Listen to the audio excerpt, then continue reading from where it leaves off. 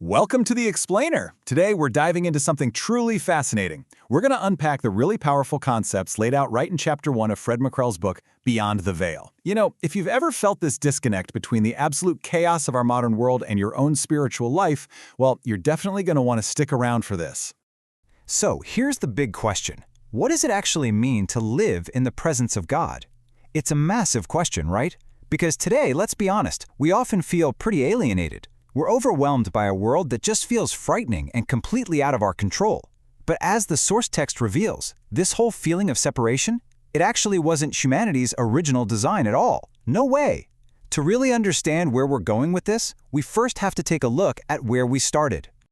Section 1. The original friendship. In the beginning. Okay, I want you to picture this scene for a second. Pristine mornings, gorgeous golden sunrises, dew glistening on fresh grass. Even the animals are just completely at peace. But the absolute best part of this idyllic Eden existence was the daily routine. Adam and Eve didn't just know about their Creator as some abstract concept. They actually enjoyed this unbroken, daily physical connection with Him. Every single day, they took these amazing, enlightening walks with God, experiencing a profound, literal, face-to-face relationship. The text actually sums it up perfectly with this quote. What a great friendship they had. And it really was. God made Adam and Eve feel completely complete, both as individuals and as a couple. They had zero anxieties about the future because, well, goodness Himself was their confidant. Whatever needs they had, their Creator was right there to just fulfill them and bless them abundantly. It was literally the ultimate perfect friendship.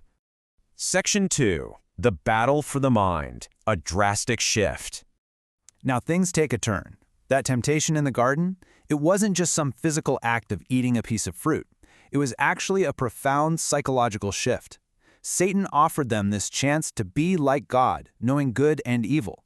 And by buying into this lie, Adam and Eve crossed a catastrophic line. Overnight, they went from being absolute best friends with God to basically becoming enemies of God right in their own minds. To truly wrap our heads around this, we have to look at what it actually means to know good and evil in this context. Adam and Eve didn't just learn a new fact or some piece of trivia.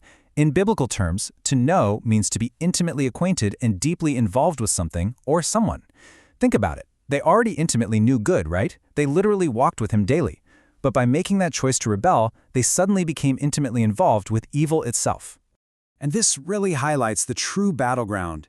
The serpent dealt in what the author calls the currency of the mind. He used facts and lies, twisted desires and emotions, and basically forced this devastating decision. He knew exactly what he was doing. If he could conquer their minds, he could sever their alliance with God. The book points out that then as now, our mind, our will, and our emotions remain the absolute ultimate battleground for our spiritual lives. Section 3. The Tragedy of Separation. Agonizing Consequences. So imagine the very next day. Adam and Eve definitely aren't looking forward to their walk with God anymore. Instead, they're just filled with total dread. In their minds, they knew they had sinned. They knew they were defiled. And based on God's prior warning to them, they fully expected death and destruction, and not just for themselves, but for their entire earthly kingdom. It hit them all at once. They were utterly unworthy to be God's friends anymore. Satan's ultimate scheme here was to cause this eternal, cursed separation between humanity and the Creator. But, and this is absolutely crucial, the text highlights a truly beautiful truth. God immediately countered the enemy's move. Even while pronouncing the consequences of the fall, God was already setting into motion an immediate plan for redemption. He promised that the seed of the woman would ultimately crush the enemy. God has always loved humanity, and He absolutely refused to leave us permanently separated. Section 4. Restored Presence, Bridging the Gap. Now, even after the fall, we see these incredible historical exceptions throughout the text, people who successfully experienced God's presence anyway. We obviously start with Adam and Eve in Eden. Then jump roughly 1,400 years later to a man named Enoch. Fast forward to ancient Israel, and we see King David. And then in the first century, we see the disciples living side by side with Jesus. Let's actually look a little closer at a few of these examples. Take Enoch, for instance. The book of Hebrews tells us that by faith, Enoch was taken away, having the testimony that he pleased God. This was a guy who earnestly, diligently sought the Creator. He walked so closely with him that God literally just translated him straight to the heavenly dimension. He didn't even see death. Enoch is living proof that even after the tragedy of the fall, having right standing and intimate fellowship with God was still absolutely possible. Then we have King David, famously known as a man after God's own heart. David didn't look to the outside world for his fulfillment. Instead, he found all of his spiritual and emotional needs met exclusively in the presence of the Lord. As he wrote, he recognized that true, eternal joy, it only exists when you are close to the Creator. Now consider the significance of the number 3 here. It represents the 3 years that Jesus' disciples lived with him, day and night. Think about that. For 3 whole years, they watched the literal embodiment of God walk the earth.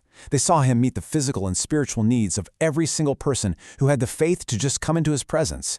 They were literally living in the restoring presence of God through Jesus Christ. Section 5.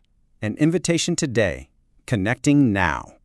And that brings us right back to what we can call the modern believer's dilemma. Can we, living right now in this incredibly turbulent modern era, actually have the strong faith of someone like Abraham? Can we experience that overflowing joy that David wrote about? When we are just utterly exhausted and carrying these deep, unfulfilled needs, where do we turn? Are we doomed to live alienated, or is that original, Eden-like friendship still available to us today? Which leaves us with one final, deeply provocative question. Where can we go to experience the presence of God today?